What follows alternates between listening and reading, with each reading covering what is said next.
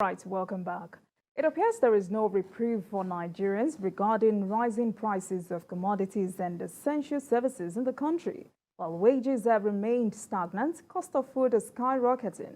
While the roads and rail lines are no longer safe, airfares have slipped out of reach for citizens. In the face of rising cost of petrol, diesel, aviation fuel, and gas, the price of kerosene, which is the alternative source of energy for most families in the country, has jumped to 800 naira per litre.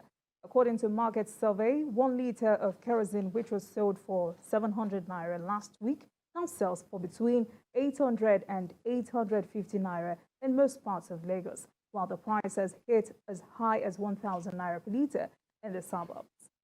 Gentlemen, 12% increment is not a joke to kill. Darren. Because in February is what it was around 235 naira per litre. This is the first week of August, and this is 800 naira per litre. And in some places, 1,000 naira per litre. Why do we have this persistent crisis in our energy sector? Darren. As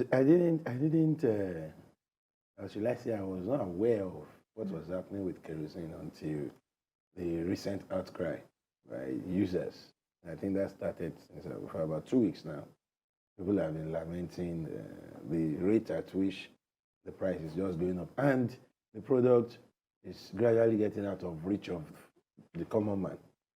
I wasn't aware because, you see, many Nigerians moved towards gas when it appeared that how it was affordable, both liquefied gas. At the time, it was cheaper than kerosene. At the time, it was far cheaper. So people forgot that all they needed to do was get the bonus. And kerosene was gradually going out of fashion.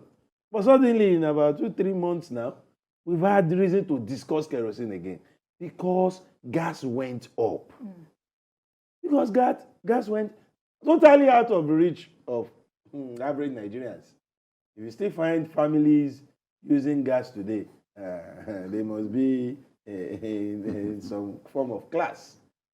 When we allow one problem to become too much on the people, we are creating another one. Do you know that while people moved to gas, there are some Nigerians who didn't move. They still could not afford it as cheap as it was. So they stayed with kerosene. Now what is happening with gas is affecting those using kerosene. So one problem in that sector will bring another.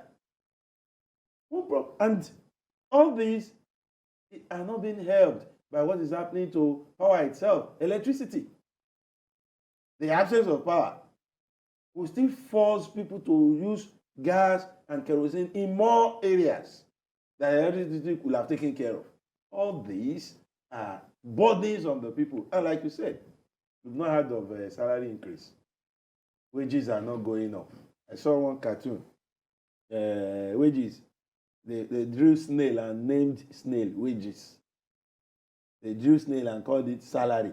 But a horse was named as a cost of living. That depicts Nigeria. The reality.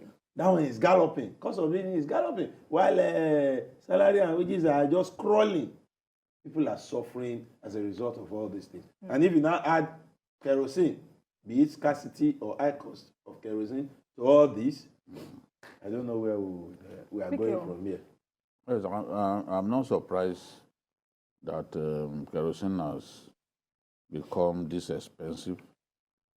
I was discussing with my researcher, and he said that, was this not the same kerosene that used to be 50 naira a litre? I said, oh, so you even met Nigeria at a time when we were buying kerosene at 50 naira a litre. That was when Nigeria was a country that people enjoyed living in. It's really a nightmarish experience to live in our country now, and I pity the poorest of the poor in our country, because the question now is, where do we even drive them to? There was a time when kerosene was way more expensive than gas. People resorted to using gas. Gas is clean. At least your pots won't be dirty when you use the kerosene. But today, gas has been priced out of the reach of the ordinary man, who now has to resort to charcoal. You see many homes now are resorting to charcoal, which is not good for the environment. It's terrible, but at the same time, when you look at, it's easy to, you ask the question, why do we have this level of energy crisis? When we refuse to fix our refineries. Even if the refineries will refine kerosene alone, honestly, it will go a long way. Kerosene, if aviation fuel is expensive, then you should expect that kerosene will be expensive, because, in fact, kerosene is actually a petroleum product that is very similar to aviation fuel. Many warplanes use a blend of kerosene, to fly. So it's very similar to aviation fuel in terms of the components and all that. So what comes together to make it, the chemical component. So if aviation fuel is a problem, then it shouldn't surprise you that we also can't access kerosene. Both of them are already deregulated, diesel deregulated, jet A1 deregulated. Is just PMS that we pay, that is subsidized. So whatever we're experiencing with diesel, we should expect that it will happen with kerosene. If diesel prices have gone up because of the naira value is sliding, you should expect that the same thing will affect kerosene. It's basically the same problem. A country that it has pleased God to bless it sufficiently with natural resources, and we are suffering in this manner. It should tell people the kind of leaders that we've had in our nation over the years. Leaders who can build refineries, and will watch leaders in other countries successfully build refineries. I mean, I don't understand. We are the only OPEC nation. The only OPEC nation that is importing petroleum products. And we are even importing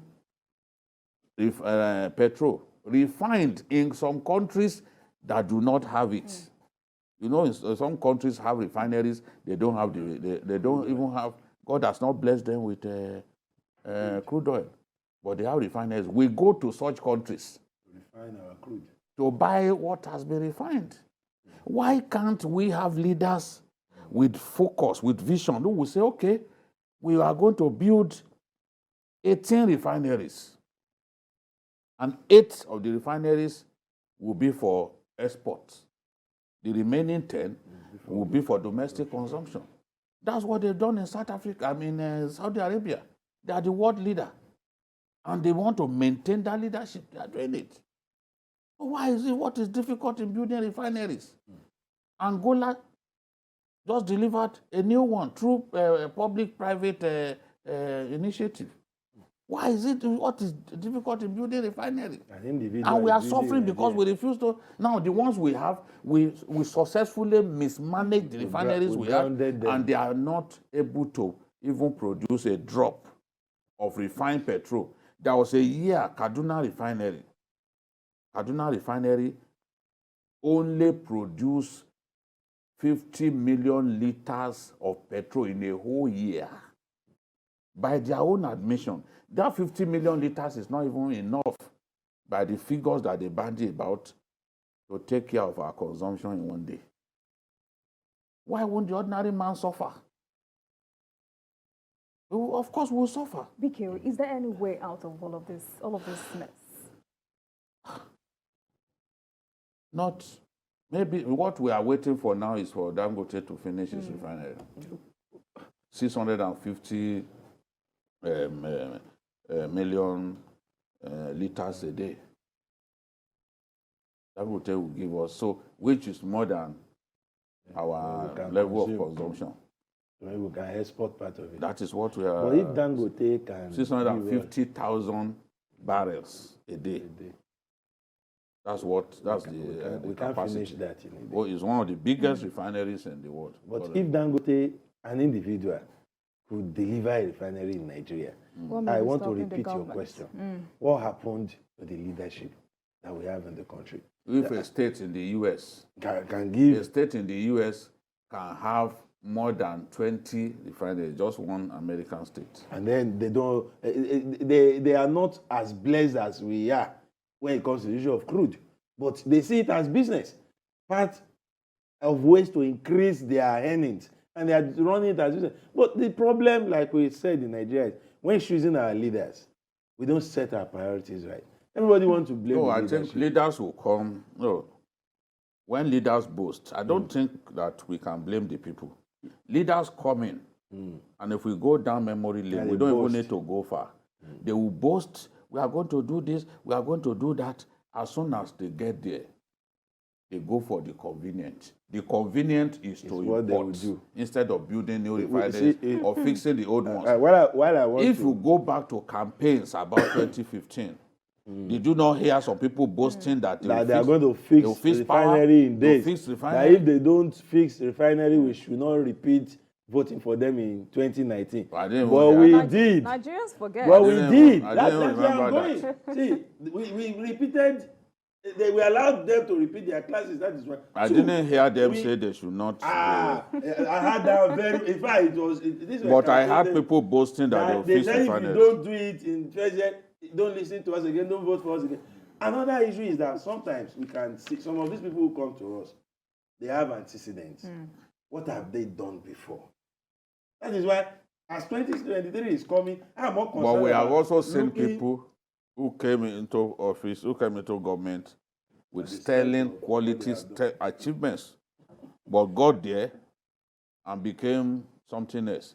You know, somebody who went into the Senate told us something, said Nigeria is a buffet. And I've said that before, that if you want to know how greedy people are, go and attend a buffet. You will see people fill their plates with portions that they cannot fill half. They can't finish half of it. They will fill their just plates. want to take it. Gluttonous people, they will fill their plates. That is the attitude that many people in government have. They just want to fill their plates, And forget the rest of us, take care of their children, Pathetic. you know, be able to give the best to their children. I still And believe, Nigeria I suffers. still believe one way out of this is for we, the people, to vet our leaders better.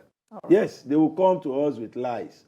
They will come with boasts. But somehow, let's still look at them and go for those who still look more. We'll be gambling anyway, like you said. I've told you, there are people who come into office On the strength of their achievements, in the past. and we made the right choices by voting for them. And then they They get there and just become something different. This Nigerian system can turn an otherwise good individual A bad person. to a devil. All right. So what do we do in this case? Just keep voting as they come. No, you can vote for someone that you thought would do well. It is for that person, So if he now has deliver. honor. If he has honor. That's exactly what I'm To saying. go there and deliver. And deliver. remember that he should be accountable to the people. But if you vote for people and they feel that, look, you don't matter anymore. Yeah, that's the problem. People change. Are you going to tell me that you don't know that people change? Of course, they do. People, even around us, in the office where we a work, daily basis, we we see see them. people, once they are elevated, they become pig-headed. You can't talk to them anymore. They become inaccessible. Yes. People in government, a lot of them that were accessible, once they get into that office, they surround themselves with people who will ensure that they chase away all those who can make a difference. All right, gentlemen, we need That's to the thing. quickly move on from Well, this issue. We have another opportunity in 2023. And I Let's hope we just get it ensure right. that